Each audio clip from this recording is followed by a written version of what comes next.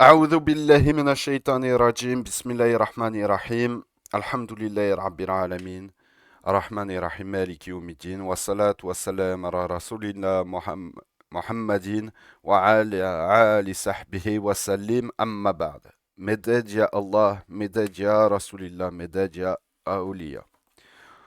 Donc, on reprend cette introduction large du rapport aux sciences dans l'islam. Donc toujours en se basant sur le livre de la sœur Aïcha Maherzi, Savoir et culture arabo-musulman. Mais on verra en fait que la définition, en gros, arabo-musulman, c'est pas uniquement chez les Arabes, mais c'est arabo-musulman au sens large parce que, et ça, c'est ça qu'on développera un petit peu ici. euh, la civilisation arabo-musulmane, en fait, bien sûr, on prend en compte toutes les ethnies, etc. Mais parce que généralement, l'arabe était la langue qui a uni culturellement parlant, administrativement parlant et scientifiquement parlant l'ensemble l'ensemble des civilisations et des peuples musulmans à travers le monde. Après, ça s'est perdu après avec le temps. Mais même lorsqu'on parle du turc ottoman, le turc ottoman s'écrivait avec les lettres arabes et pouvait être facilement retranscrit en langue arabe traditionnelle.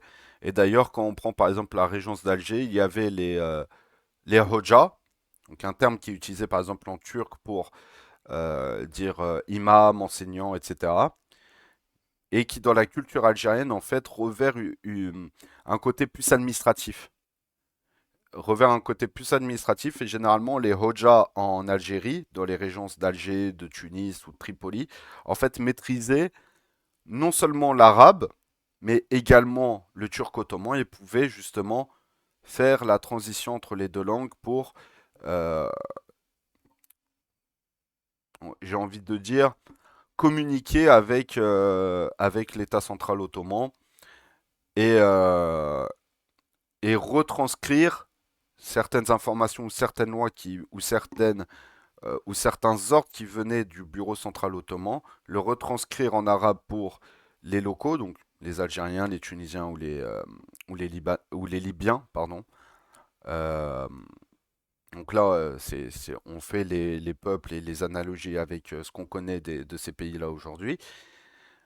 Mais également l'inverse, c'est-à-dire que s'il y a des besoins des gouvernants ou des peuples ou des administrations, il y a des besoins qui doivent être transférés et demandés auprès des Ottomans. Du coup, eux transférer de l'arabe au turc ottoman afin qu'il y ait cette facilité de communication. Mais de toute façon, les lettres de, euh, de l'alphabet ottoman étaient à quelques détails près les mêmes lettres qu'on peut retrouver en fait dans les langues, dans la langue arabe ou les langues persanes, etc.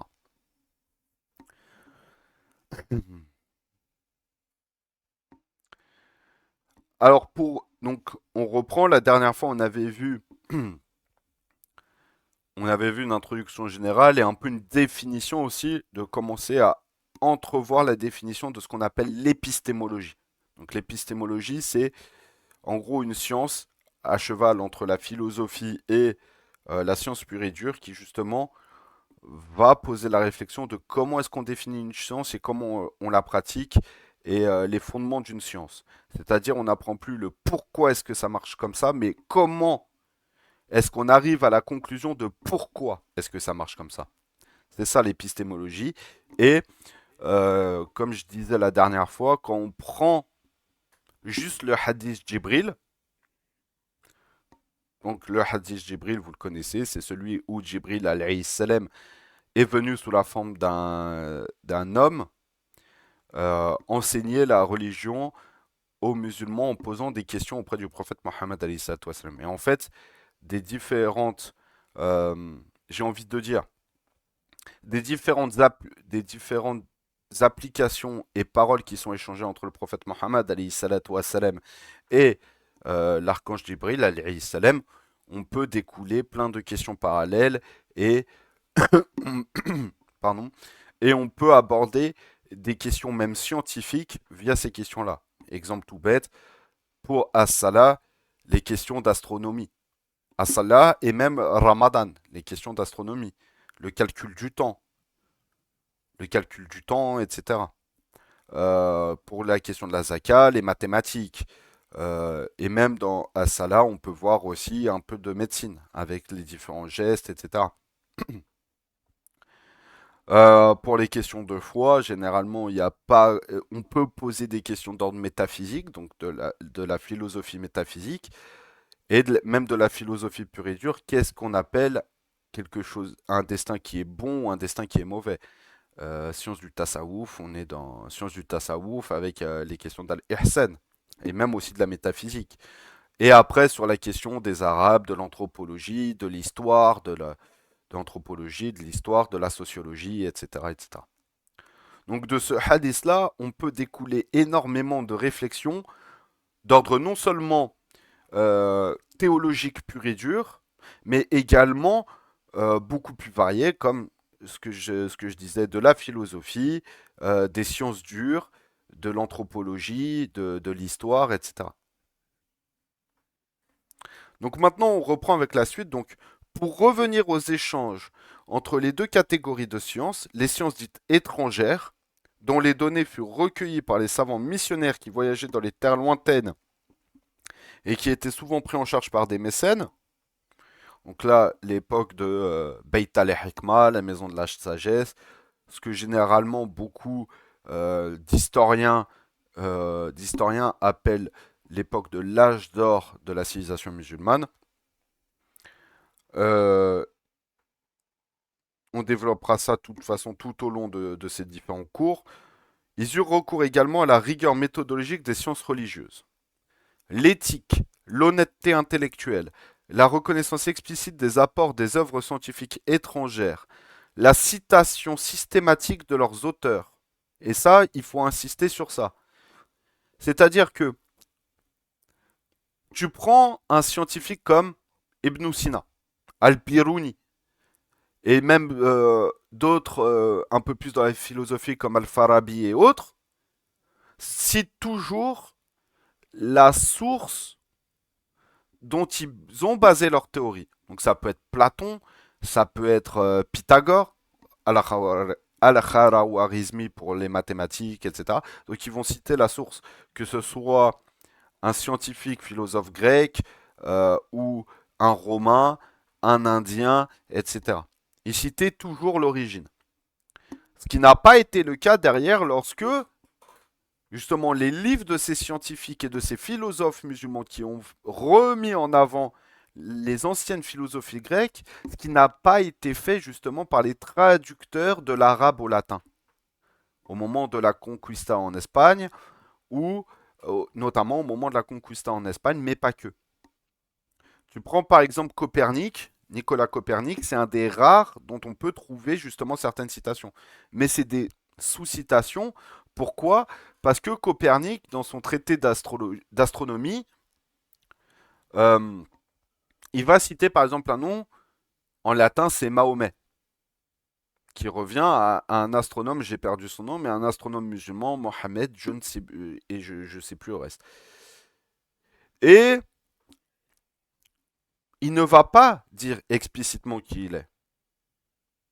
Et ça, c'est un des rares qui l'a fait parce que par la suite, c'est quelque chose qui s'est perdu où les scientifiques et les philosophes occidentaux, chrétiens, derrière, ont récupéré et réadapté le savoir des musulmans sans justement dire que ce savoir-là venait des musulmans et a été récupéré et réadapté, ce qui aurait été beaucoup plus honnête, déjà de intellectuellement parlant, et de deux, aurait permis aussi de d'éviter un peu tous les débats bêtes et stupides aujourd'hui de vous les musulmans, vous n'avez pas de prix Nobel, vous les musulmans si. Mais sauf que tous ceux que vous appelez prix Nobel aujourd'hui n'ont eu leur prix Nobel que de par la méthodologie et la fondation des méthodologies scientifiques des musulmans. Oui, tu voulais rajouter quelque chose, Abdelrahman? Ah non, non, désolé. Ah, pas de souci, non, j'ai entendu ton micro faire du bruit, je croyais que tu voulais rajouter quelque chose. Ok. Et ça, justement, ça aurait été honnête. C'est-à-dire qu'il a fallu justement le travail de certains orientalistes pour remettre en avant, euh, on va dire, les connaissances et le développement des sciences dans le monde musulman. Sauf que le problème, c'est, pour eux, il y a eu l'époque de l'âge d'or de l'islam, après il n'y a eu plus rien. Ce qui n'est pas vrai. Ce qui n'est pas vrai, et ça, pareil, on le verra progressivement. Donc, euh, donc ce qu'on vient de voir, l'honnêteté intellectuelle, la reconnaissance des apports des œuvres scientifiques venant de l'étranger, donc étrangères, et la citation systématique de leurs auteurs étaient des critères pratiqués rigoureusement par les milieux scientifiques.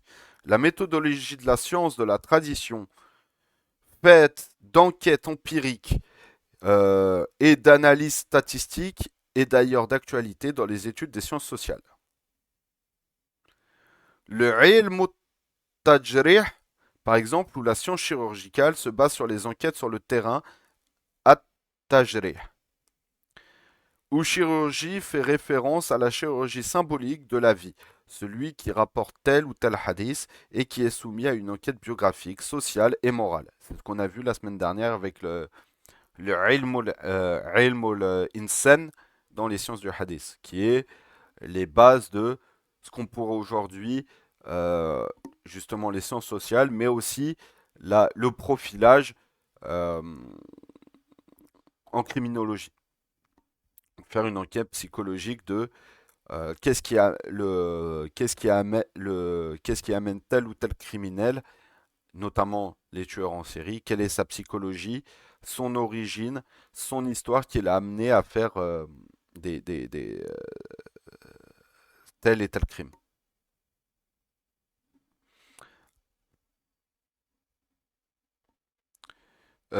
Avant d'être soumis comme rapporteur fiable et crédible. Les chercheurs se déplaçaient, allaient sur son lieu d'habitation, notaient les témoignages des proches et de tous ceux qui l'ont connu. Ils analysaient les données recueillies et déduisaient un résultat attestant ou non de l'authenticité de tel ou tel hadith. Tout se faisait selon une grille préétablie à la lumière d'une étude poussée de statistiques. Des ahadiths ont été ainsi admis comme étant authentiques, beaucoup d'autres ont été calés par exemple comme étant faibles ou non fiables. Et ou non fiables. D'un autre côté, des savants en théologie n'hésitèrent pas à s'inspirer du rationalisme grec pour étudier leur propre religion, s'appuyant sur le fait que le Coran lui-même donne une part très importante à l'utilisation de la raison, dont le paradigme contient 750 expressions citées dans Kitab ou livre sacré. Donc là, on voit aussi les prémices un petit peu de certaines croyances hétérodoxes qui sortent de la croyance d'Ahlus Sunnah wal Jama'a, comme les Mortazila, etc. Et même d'une certaine manière les Batini aussi. Les Batini, euh, en fait, c'est un groupe, une secte, qui est à cheval entre le sunnisme et le chiisme, en fait, qui euh, met en avant. Non, les Batini, c'est un groupe à part, en fait. On peut même, on peut même, on peut même pas en fait dire que ce sont uniquement des Ismaélis, tu vois, donc des chiites. Vraiment, c'est vraiment un groupe à part. En fait, ils sont à cheval entre le sunnisme et le chiisme, dans le sens où ils prennent certaines choses du sunnisme et certaines choses du chiisme. Mais en fait, c'est pour eux, aucune source n'a de sens premier. Aucune source n'a de sens premier. On est au-delà de, il y a un sens premier, mais il y a un sens premier qui est, euh, il y a un sens premier qui peut être compris de manière zahiri, de manière apparente, et il y a un sens qui est secondaire dans, dans certains récits et d'autres, il n'y a pas de sens secondaire à admettre. Bah eux, même dans les récits où, selon nous, à l'Usunna wal Jama'a, il n'y a pas de sens secondaire qui peuvent être pris en compte, du coup, il n'y a pas de sens secondaire à prendre en compte, bah eux ils voient quand même un sens secondaire. Euh, c'est ça en fait ce qui définit un peu la méthodologie et la croyance des Batiniens. Donc les Batiniyoun trouvent un sens secondaire de partout.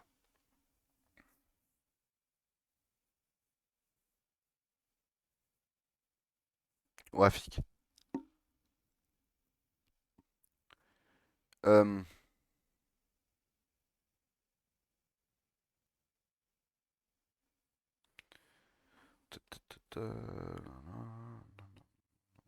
Ok. Donc les croyants doivent utiliser en toutes circonstances cette raison pour observer, comparer, déduire et se conduire. C'est l'instrument essentiel de la foi. C'est ce qui poussa les savants à chercher les vérités scientifiques, à inventer d'autres sciences et à croire que c'est grâce à elles qu'ils acquièrent la conviction quant à l'existence de la vérité. Et ça, c'est ce qu'on a vu dans l'introduction générale, c'est que pour beaucoup de scientifiques, et même, j'ai envie de dire d'une certaine manière de certains philosophes, euh, ces sciences-là sont considérées comme une ibada. Pourquoi? Parce que le fait de comprendre que ce soit de manière physique, apparente, scientifique, mais également philosophique, de comprendre le fonctionnement de la création d'Allah, il se rapproche d'Allah Azzawajal. Est-ce que c'est quelque chose qui est bien dans l'apparent? Oui. Maintenant, c'est l'application qui, en fonction des positionnements, peut être plus ou moins problématique.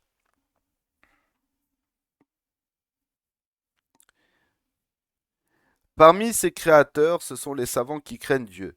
Innama yarshallaha min ibadihi l'ulama. C'est-à-dire le verset. Donc, seuls les savants craignent Dieu. Donc, c'est le verset 28 de la sourate 35. Cette foi, donc cette croyance, va de pair avec l'acquisition du savoir. Donne aux savants un côté sacré. Les populations leur vouent un respect total. Le alim occupe une place prééminente au sein de la société, c'est-à-dire une place de premier choix. Il doit cette position à son ilm, ou savoir, qui l'a rendu proche de Dieu. Le prophète, alayhi salatu wassalam, appelait à ce respect et sa tradition est riche de références quant à son importance dans la société et pour la communauté. Mieux vaut, rapporte par exemple celle-ci, la mort de toute une tribu que celle d'un savant.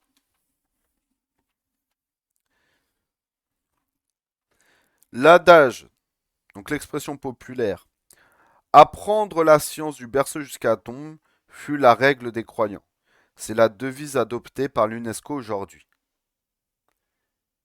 qui firent de la recherche scientifique l'objectif de leur vie.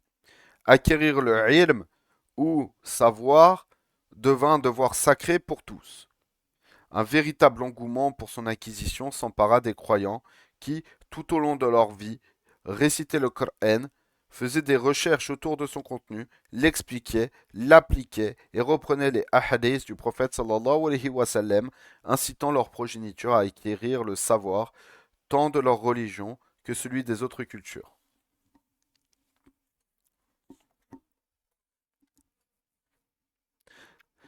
C'est là véritablement le sens de ce qu'on appelle aujourd'hui l'éducation permanente ou lifelong education, qui permet sans cesse d'élever les capacités intellectuelles et pratiques des individus et des peuples. Les premiers savants musulmans investissaient toute leur vie dans la recherche de ce savoir et se mettaient entièrement au service de la connaissance et de la transmission sans attendre une rétribution. Euh,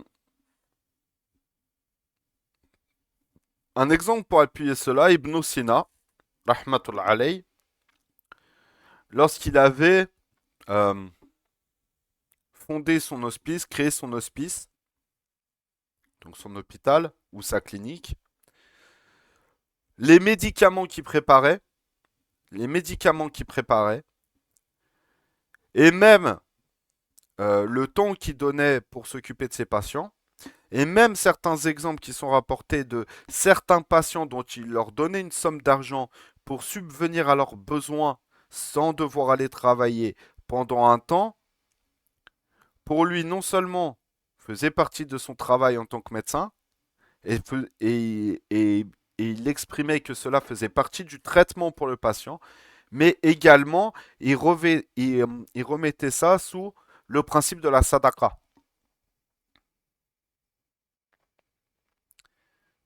C'est-à-dire que l'argent qu'il pouvait gagner, par exemple, je vais donner un exemple tout bête. Un patient de Ibn Sina qui était riche, qui était reconnu comme quelqu'un qui avait de l'argent, un vizir, un commerçant, etc. Il pouvait lui faire payer ses frais médicaux. Mais il ne faisait pas payer ses frais médicaux, ses médicaments, etc. dans le but de s'enrichir, mais dans le but que l'argent qu'il a gagné en faisant payer les frais médicaux de quelqu'un qui est riche et qui pouvait regagner beaucoup d'argent derrière, servait justement à un patient qui était pauvre derrière et qui, par exemple, avait besoin de rester chez lui pendant un temps pour sa rémission complète, mais qui n'avait pas suffisamment d'argent de côté pour subvenir à ses besoins et donc qui aurait pu aller travailler et donc re-aggraver son état de santé.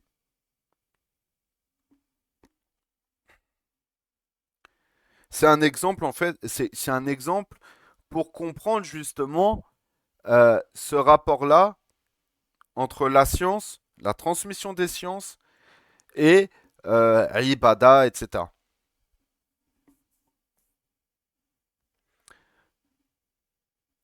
Ils avaient en général d'autres ressources qui assuraient leur subsistance. Donc ça peut... c'est le principe de mécénat. En gros, le principe de mécénat, c'est un riche commerçant, un vizir ou un calife qui finançait les travaux de recherche et les découvertes d'un scientifique ou même d'un théologien dans le but, euh, comment je pourrais dire ça? En fait, dans le but de préserver la science, de un, de 2, soyons honnêtes, dans le but de pouvoir montrer que cette personne-là finance et propage la science. Donc, il y a un certain côté aussi, j'ai envie de dire, euh, pas de glorification de soi-même, mais où les gens, en fait, de satisfaction de se dire que les gens l'aiment parce qu'il soutient. Est-ce que les califes Rachidun ont financé la science mondaine?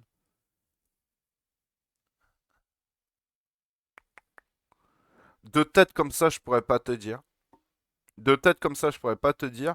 Mais en tout cas, ce qui est sûr, c'est que euh,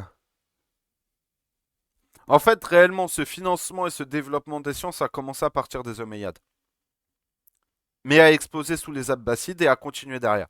Maintenant, et vraiment, quand on parle de ça, quand on parle de financement des sciences mondaines, c'est entre guillemets à échelle industrielle, où ça faisait partie de Aménoyac, où ça faisait partie justement du rôle de l'État et aussi du plaisir personnel lorsque c'était des commerçants, etc. Mais pour eux, pour eux, c'était tout autant une ibada de faire ça que le scientifique qui faisait une ibada en recherchant des découvertes scientifiques, etc. Maintenant, est-ce que les Karif Rashidoun euh, ont financé, ont développé à même échelle que les Omeyyades ou les Abbassides? J'ai pas envie de dire de bêtises, mais d'une certaine manière, euh, le développement scientifique, le développement par exemple administratif, le financement de certains gouverneurs, de le développement un peu militaire, etc., d'une certaine manière, est potentiellement un financement des sciences. Pourquoi? Parce qu'il y a eu une évolution avec l'expansion euh, de l'État islamique à partir des califes Rashidoun. Il y avait certains besoins spécifiques avec un financement spécifique. Est-ce qu'on peut faire un parallèle avec ce qui s'est fait par la suite? Oui. Maintenant, est-ce qu'on peut dire que c'est à échelle égale? Non. Mais on peut déjà dire que cet héritage-là a commencé sous les califes Rashidoun à échelle des califes Rashidoun.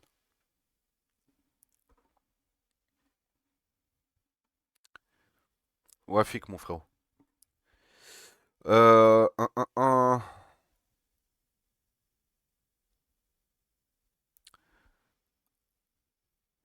Alors, la science qu'ils apprenaient à enseigner aux autres était pratiquée li wajhillah, pour la face de Dieu.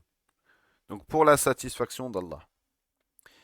Ils voulaient s'inscrire dans la lignée du savoir premier, celui qu'a possédé Edem dès sa création. Le savoir qui anoblit l'être humain. Dans le Coran, il est dit que Dieu enseigna le savoir au premier homme juste après l'avoir créé. Sur son ordre, les anges se prosternèrent devant ce dernier, comprenant au travers de cette injonction divine sa supériorité sur eux.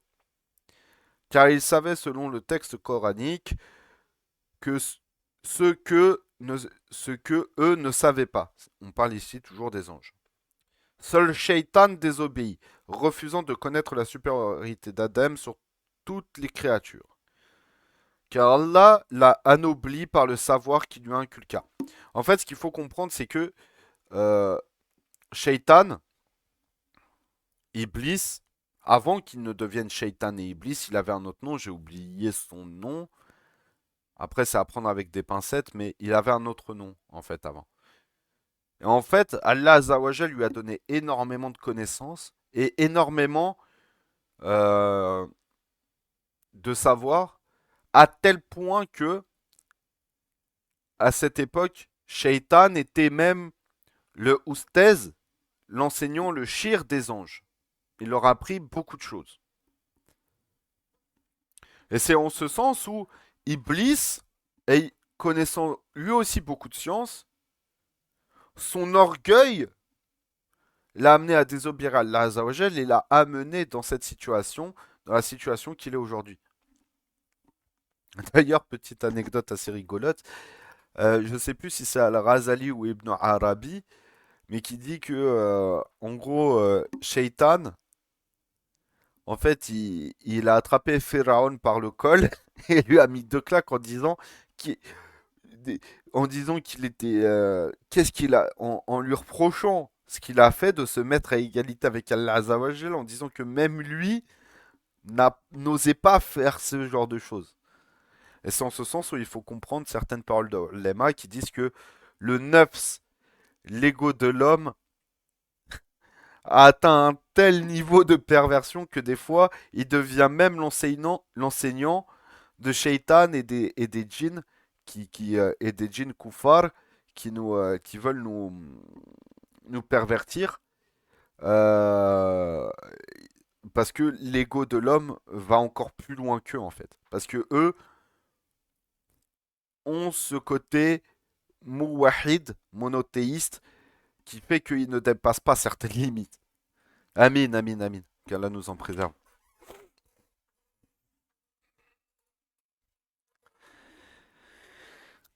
Car Dieu, ok. Dès sa création, le destin de l'être humain fut donc scellé au savoir dont il doit être digne en le recherchant tout au long de sa vie, en l'apprenant et en transmettant aux autres. L'homme a cependant le choix de l'acquérir ou non.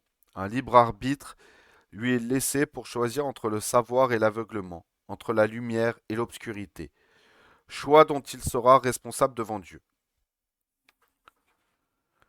Toute la destinée de l'homme relève de ce même choix. Le savoir et la transmission sont essentiels pour sauver l'humain de l'obscurité et de la déchéance. Sans la conjugaison et l'avancement de ces deux facteurs, il est voué à l'indigence et à vivre dans le règne de l'ignorance qui engendre la violence et la barbarie. C'est pourquoi l'humanité a tout le temps tenté de s'en protéger en créant des systèmes culturels dont un ensemble d'éléments se perpétue grâce à la transmission. Les expériences, les connaissances des anciens sont le socle sur lequel reposent celles des générations qui se succèdent. Donc c'est-à-dire que du travail des anciens dont on a hérité, et ça c'est des anciens au sens large, on le prend, on le comprend, on l'islamise et on le transmet. C'est en ce sens où, par exemple, parmi les méthodes scientifiques, par exemple des philosophes et des scientifiques grecs, c'est de donner une affirmation, mais sans réellement prouver qu'elle est vraie. Donc c'est-à-dire il y a la théorie, le test ou l'application de la théorie avant la confirmation finale. S'il y a un problème dans ce déroulé, par exemple, tu as ta théorie, tu mets en pratique ta théorie, tu l'appliques, tu vois que ça ne marche pas exactement comme ta théorie initiale, tu retournes sur ta théorie initiale, tu corriges ce que tu as corrigé, tu remets en pratique pour voir si ça marche, et si ça marche, tu dis, bah ma théorie est une application. Et ça, les philosophes grecs se basaient uniquement sur la théorie. Les scientifiques musulmans ont pris la théorie, l'ont mis en pratique et l'ont confirmée ou infirmée.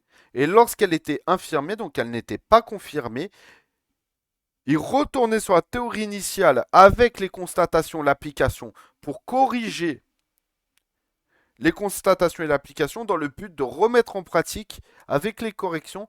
Et si, avec les corrections, la théorie était confirmée, du coup, dans ces cas-là, il disait que la théorie initiale est confirmée selon tel principe et tel changement. Et c'est ça qui pose les bases de ce qu'on appelle la méthode scientifique moderne.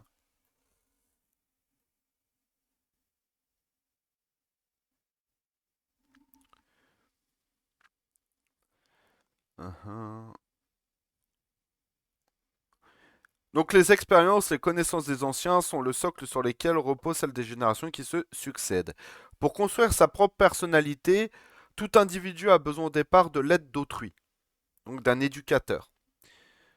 Il monte d'abord sur les épaules des autres, selon l'expression de Nietzsche, pour voir et connaître le monde dans lequel il va évoluer. Un monde dans lequel il saura par la suite se défendre et qu'il doit aussi protéger, comme l'affirme la philosophe Hannah Arendt dans son livre La crise de la culture. Guidé par les autres, il peut devenir à son tour guide pour éduquer ceux qui lui sont confiés. Donc ses enfants, ses élèves, etc. etc. C'est un phénomène cyclique qui responsabilise chaque génération. C'est-à-dire que la génération précédente a des devoirs non seulement vis-à-vis de la génération qui la précède également d'héritage, de transmettre l'héritage qu'ils ont reçu, mais également vis-à-vis de la génération suivante pour la préparer et l'éduquer à perpétuer cet héritage et à adapter cet héritage à sa réalité dans le but de transmettre et de perpétuer cette conscience, cette éducation et cet ancrage progressif.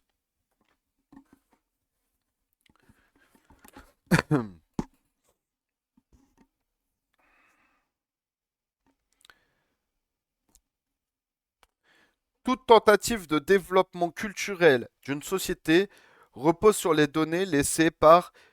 euh, juste avant, on va revenir sur le truc d'avant. Et ça permet de comprendre aussi euh, le verset 13 de la sourate 49 qui dit dans le sens vous êtes issus d'un mâle et d'une femelle. Et nous vous avons établi en peuple, en peuple, en tribu et en nation. Afin que vous vous entreconnaissiez entre vous. Le plus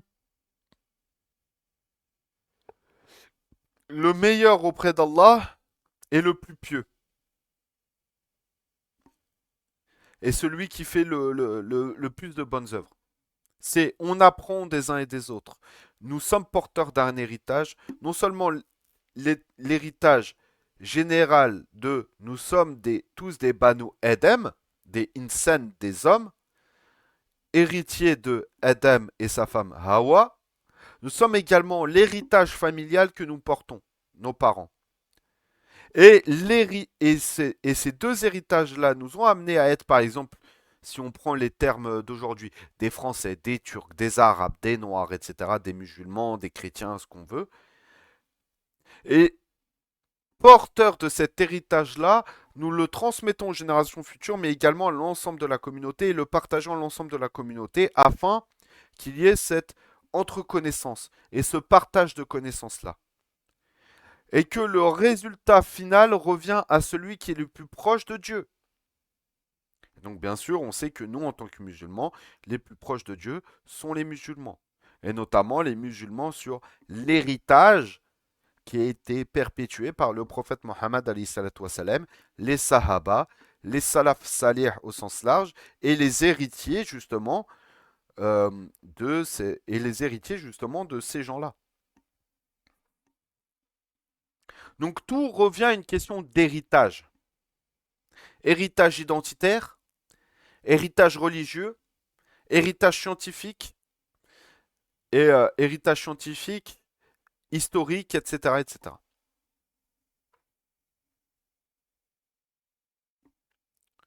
Donc toute tentative de développement culturel d'une société repose sur les données laissées par les cultures qui l'ont précédée. C'est un lot de connaissances et d'expériences, théoriques et ou pratiques, formelles et ou informelles, orales et ou écrites, que le passé lègue au présent. Présent qui est à juste titre lui-même l'avenir du passé, comme disait l'historien Marc Bloch. Les individus d'un même groupe, d'une même communauté ou d'une même société s'y reconnaissent, grâce au sens commun que leur dicte leur société, elle-même héritière des codes de son passé. Et ça, c'est un autre moyen de comprendre la théorie de la naissance et des morts des civilisations de Ibn Khaldun. Et ce même si le contenu culturel n'est pas transmis chaque fois dans son intégralité, car des pensées nouvelles, des innovations diverses vont venir transformer et développer le legs reçu, donc l'héritage reçu. Une sélection consciente ou non se fait en effet au niveau des productions héritées des ancêtres et d'autres cultures aussi, qui leur servent d'appui, de référence pour constituer eux-mêmes de nouveaux savoirs et une nouvelle culture qui deviennent leur propriété. La transmission de ce legs se fait grâce à une chaîne ininterrompue de transmetteurs, la famille, les voisins, les institutions officielles ou non.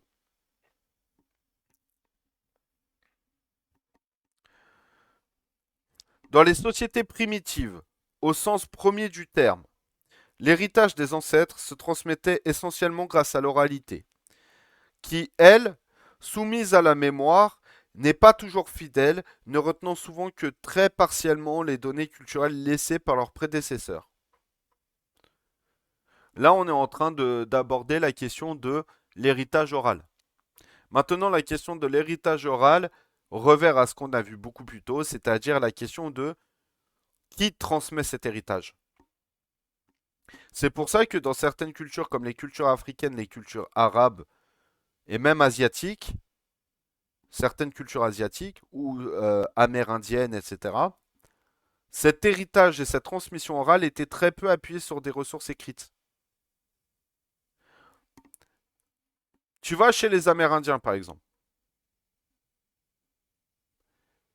Toute leur, toute leur mythologie,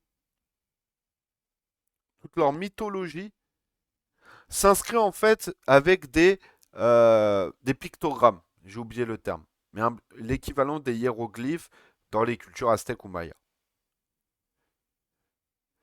Mais en gros, on sait que tel dieu a fait telle chose, tel dieu a fait telle chose. Mais pourquoi? Parce que progressivement, l'héritage oral se transmettait de génération en génération jusqu'à ce qu'ils se mettent d'accord sur un système d'écriture, un système de transmission écrite, enfin plutôt ici gravé, qui explique justement ce qui a été transmis au préalable à l'oral.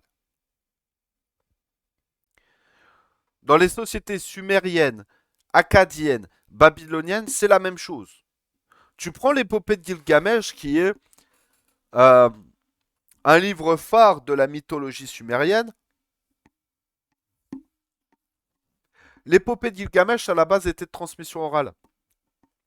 Avant qu'ensuite, avec l'écriture cunéiforme, on ne le transmette progressivement à l'écrit. Mais sinon, dans beaucoup de cultures, dans beaucoup de cultures, beaucoup se faisait via la transmission orale. Sauf que le problème, c'est que cette évolution de l'acceptation de la culture orale comme source commence à apparaître dans la méthodologie historique. À la base, la transmission orale était vue comme une source secondaire, voire tertiaire, qui venait confirmer ou infirmer,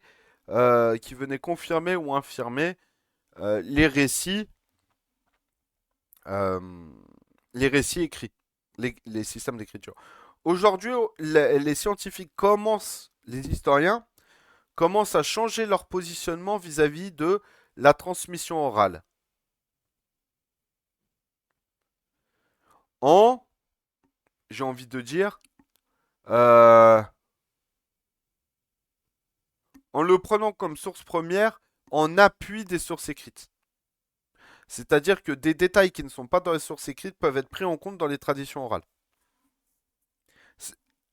La mentalité chez les historiens commence à peine à changer. Et là, on parle des historiens contemporains avec la méthode contemporaine.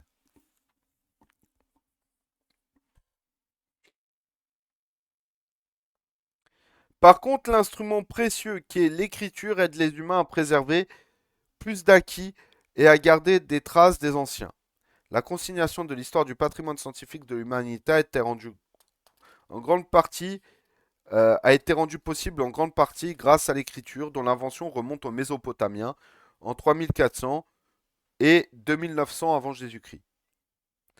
C'est eux qui ont posé les bases scientifiques et culturelles de la civilisation moderne.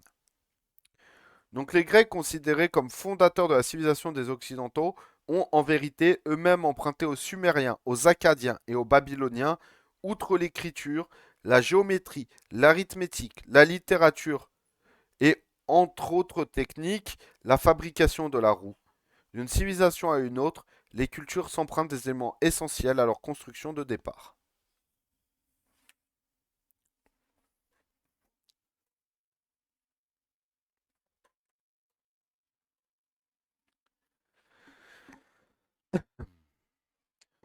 Donc une transmission fidèle de la révélation. Pourquoi est-ce que euh, la sœur, dans son introduction et même dans son livre, fait le parallèle entre la révélation du Coran et les sciences religieuses? Parce que, qu'on le veuille ou non, la transmission du Coran a été une base pour le développement scientifique et théologique de l'islam. Et que la méthode de transmission de l'islam a été une méthode qui, par la suite, a posé les jalons, justement, a posé les jalons de... a posé les jalons, en fait, de ce qui deviendra par la suite la méthode scientifique, qu'on connaît aujourd'hui. Donc une transmission fidèle de la révélation. La civilisation musulmane prit son essor grâce donc au Coran dès le début de la prophétie. L'oralité fut accompagnée par l'écriture. On retrouve par exemple aujourd'hui dans un musée en Angleterre un Coran écrit à la main sur des parchemins, alors que c'était quelque chose de cher à l'époque. Donc on sait que on sait que le Sahabi qui avait écrit ce texte avait des moyens. Et donc il se retrouve dans un musée je crois le musée de Westminster en Angleterre, si je me souviens bien. Et la datation carbone 14 Donc en fait, c'est une datation en fait qui reprend une molécule qui s'appelle le carbone 14 et qui aujourd'hui avec les techniques scientifiques peut donner une fourchette de date, une fourchette de date sur la datation de l'artefact. Et donc ce Coran daterait entre, on va dire, milieu des années 500 de l'ère chrétienne à la fin au milieu des années 600 à peu près de l'ère chrétienne. Donc en fait, pendant l'époque de la révélation. Donc ce Coran daterait du temps du prophète Mohammed alayhi salatu wassalam. Et mais ce qui était reconnu, euh, ouais, c'est le plus ancien manuscrit du Coran qui a été découvert. Ouais. Aujourd'hui, on sait que c'est lui le plus ancien. Avant, c'était les copies qui ont été transmises de génération en génération, qui datent de l'époque de Osman, radiallahu anh, Sayyiduna Osman. Mais aujourd'hui, cette découverte en fait remet sur le devant le fait que c'est vraiment le plus vieux euh, manuscrit du Coran qui est. Il n'est pas complet, hein. Il n'est pas complet parce que justement, ça prouve ce qui est transmis dans notre tradition, c'est que la révélation venait par paliers. La transmission du Coran ne s'est pas faite d'un coup. Elle s'est faite tout au long de la vie du prophète Mohammed alayhi salatu wassalam, et donc tout au long du temps qu'il a mis pour éduquer les compagnons. Radiallahu anhum. Et donc, généralement, et c'est ce que j'allais dire, généralement, et on va s'arrêter sur ça, donc généralement, les, le prophète Mohammed alayhi salatu wassalam, trans- lorsqu'il recevait la révélation, il le transmettait. Et les compagnons qui étaient scribes, qui savaient écrire, l'écrivaient sur des parchemins lorsqu'ils pouvaient en trouver, des peaux de bêtes, des os et différents types de supports. Pourquoi? Parce que le but était le fait de retenir et d'apprendre le Coran.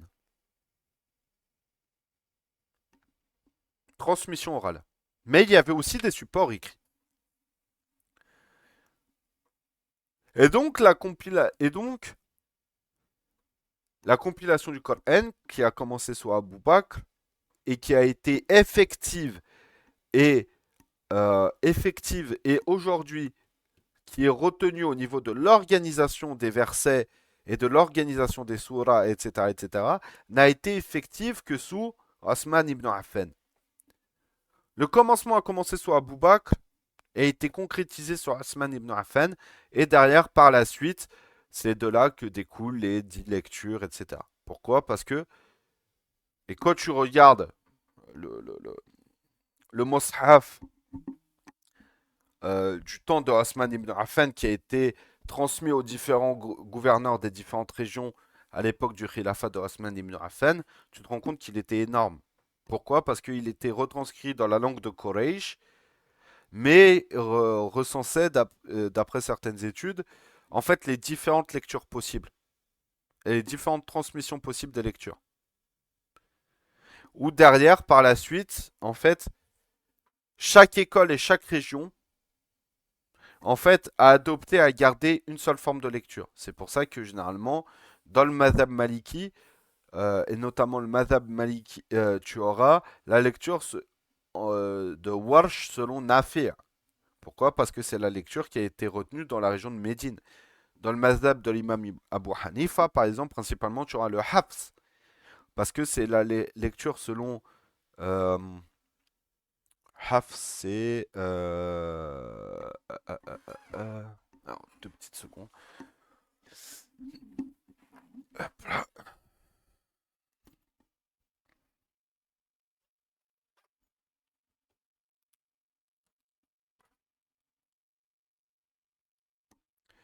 Alors, ouais,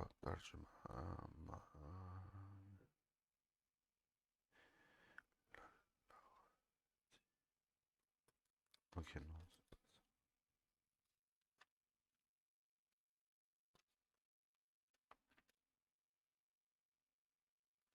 Alors, non, c'est pas ici. Alors, juste attends quelques petites secondes.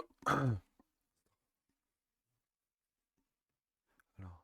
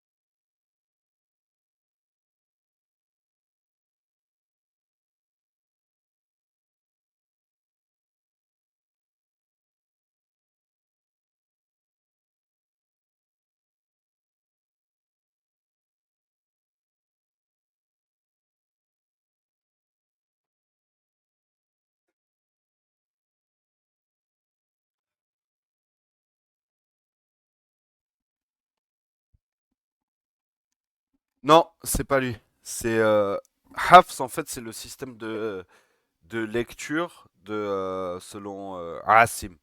Asim. Donc voilà, en fait, parce que c'est principalement, et c'est principalement de ces lectures-là que découleront beaucoup d'autres. Par exemple, ouais, voilà, Asim. Tu vois, et du coup, euh,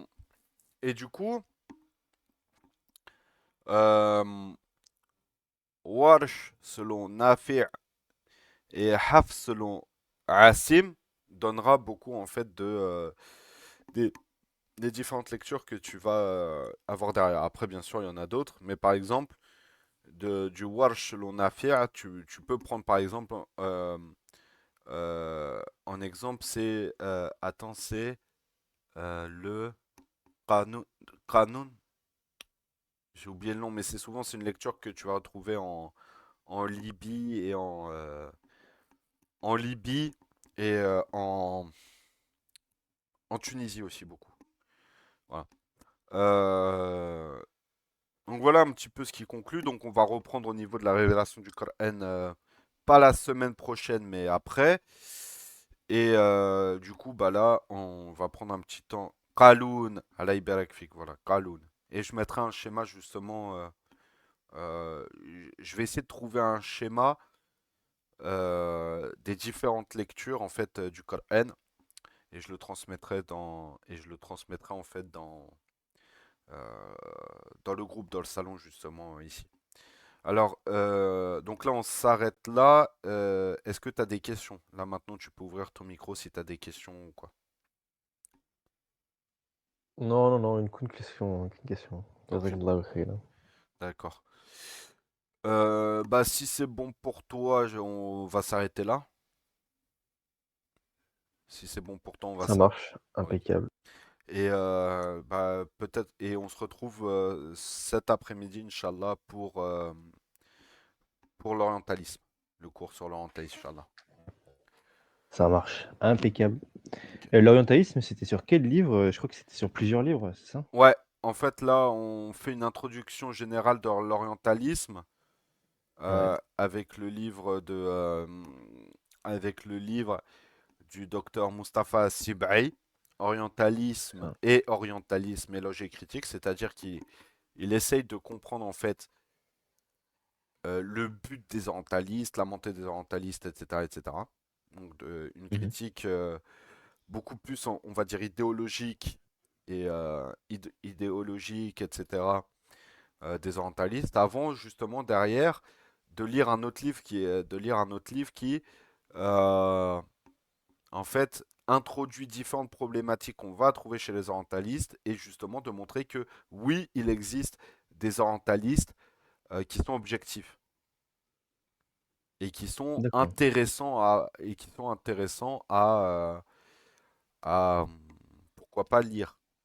Maintenant, c'est ce que je dis à chaque fois, faut quand même garder un recul spirituel et un attachement spirituel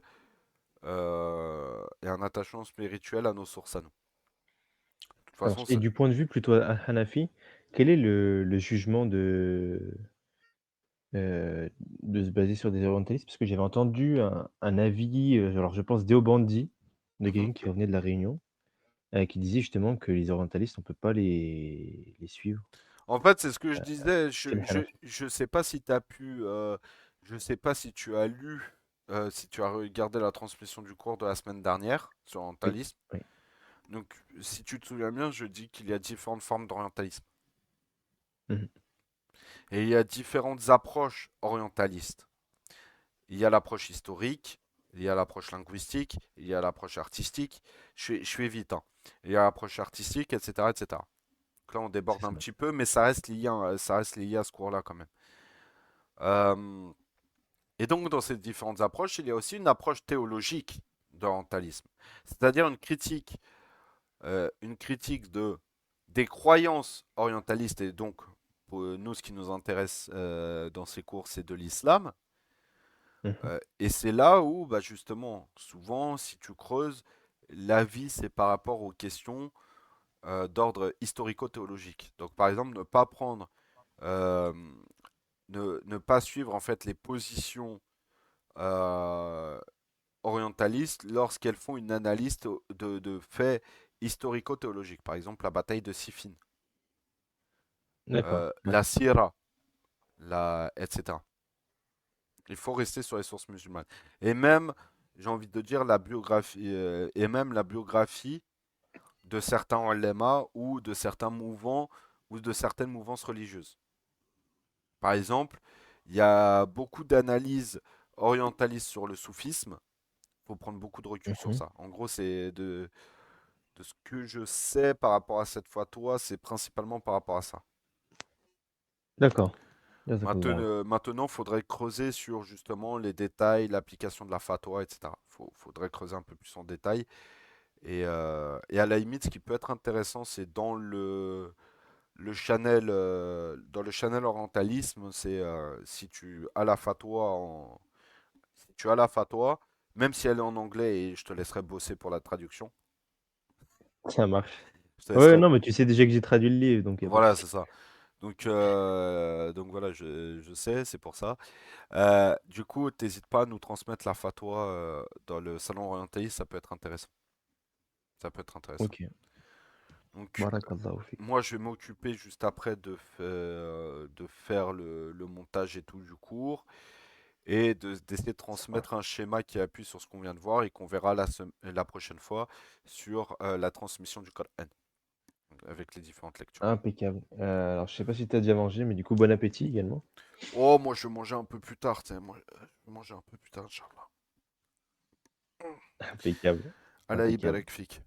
Parfait. Eh bien, taqabbalallah pour la Amin. prière de soir dans quelques minutes et à Ouais, tout à l'heure. à tout à l'heure, Inch'Allah. Inch'Allah. Ah, 17h, 17h, 18h. Et voilà. ouais, ça marche. سبحانك اللهم Impeccable. وبحمدك أشهد أن لا إله إلا أنت أستغفر الله وأتوب إليك بسم الله الرحمن الرحيم والعصر إن الإنسان لفي خسر إلا الذين آمنوا وعملوا الصالحات وتواصوا بالحق وتواصوا بالصبر اللهم صل على سيدنا محمد عدد ما في علم الله صلاة دائمة بدوام ملك الله سبحان ربك بعزة ما يصفون وسلام على المرسلين والحمد لله رب العالمين الفاتحة